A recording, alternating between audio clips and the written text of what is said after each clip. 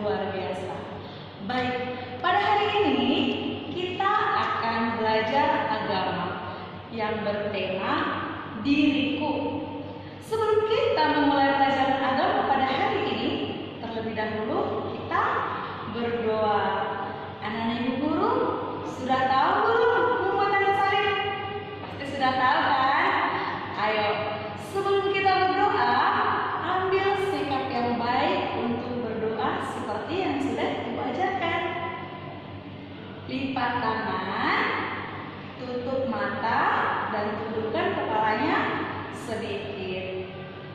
Mari kita tandai diri kita dengan tanda kemenangan Kristus dalam nama Bapa dan Putra dan Roh Kudus. Amin. Tuhan Yesus yang baik, kami mau belajar. Berkati kami ya Tuhan, supaya kami dapat belajar dengan baik. Terima kasih Tuhan Yesus. Amin. Dalam nama Bapa dan Putra dan Roh Kudus. Amin. Oke, sekarang mari kita bernyanyi bersama.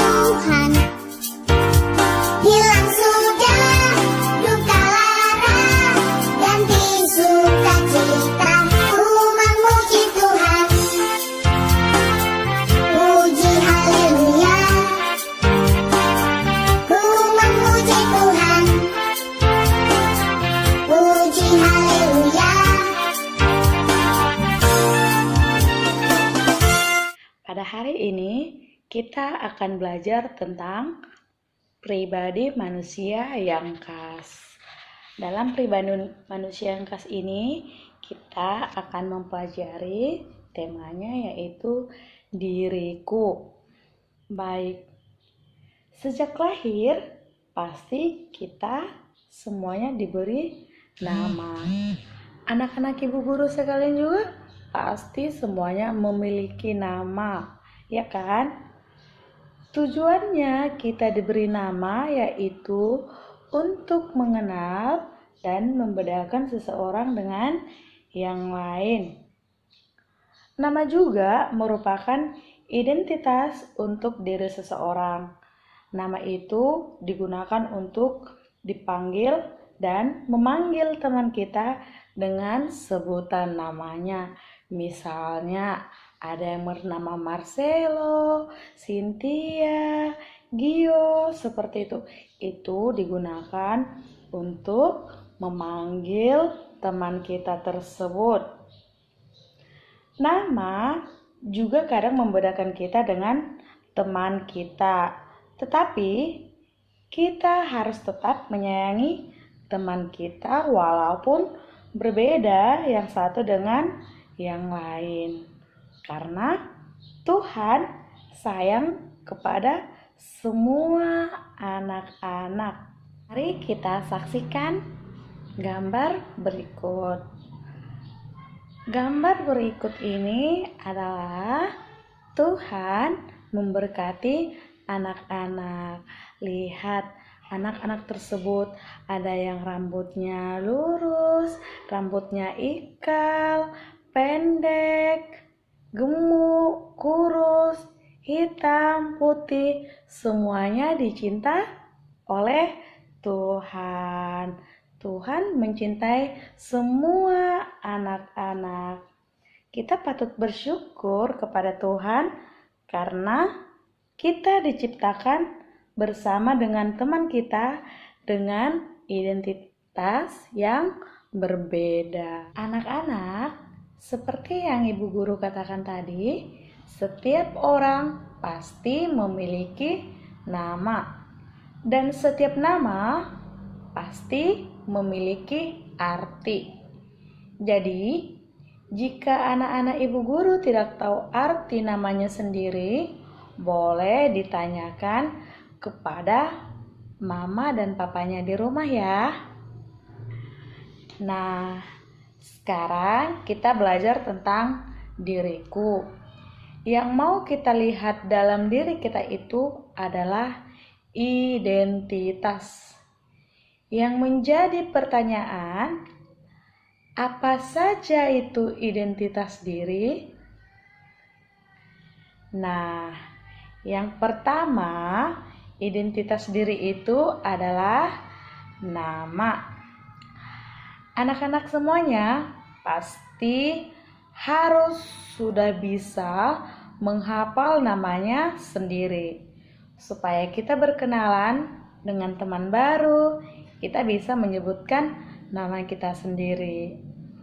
Jika kita tidak tahu nama kita, otomatis saat kita berkenalan, otomatis kita pasti menyebutkan, "Halo, nama saya siapa ya?" Nah, itu tidak mungkin kan? Jadi, yang paling utama kita harus tahu siapa nama kita. Identitas yang kedua itu yaitu kita harus ketahui adalah tempat lahir.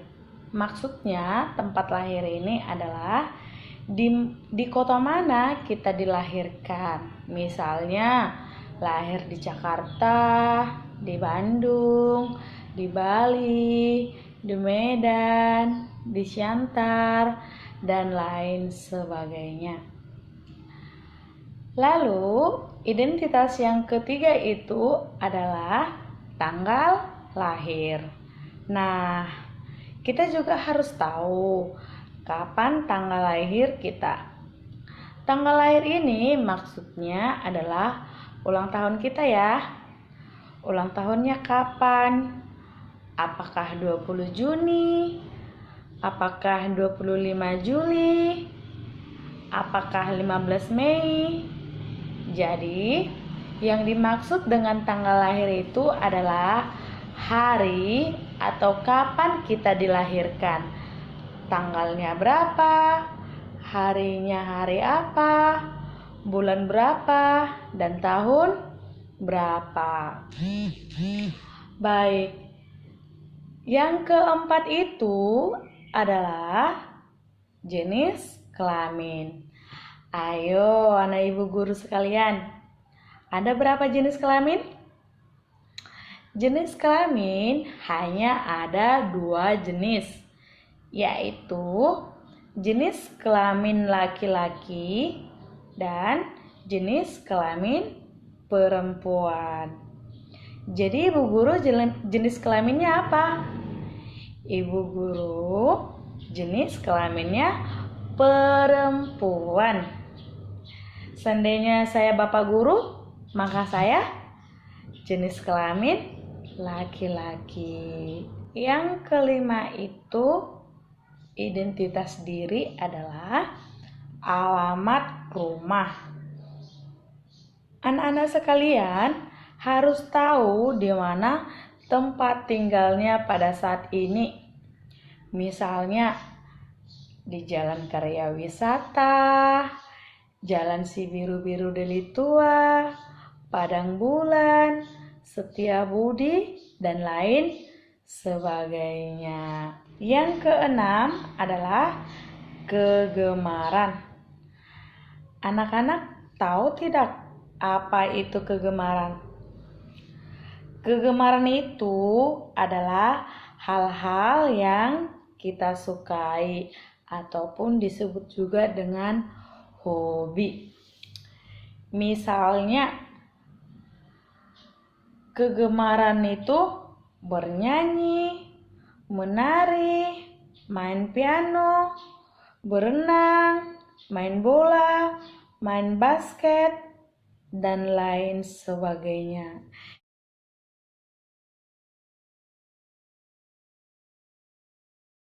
Ketika genap 8 hari dan ia harus disunatkan, ia diberi nama Yesus, yaitu nama yang disebut oleh malaikat sebelum ia dikandung ibunya.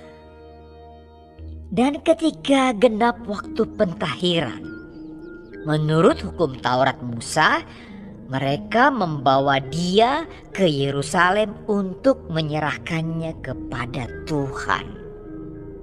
Seperti ada tertulis dalam hukum Tuhan, semua anak laki-laki sulung harus dikuduskan bagi Allah.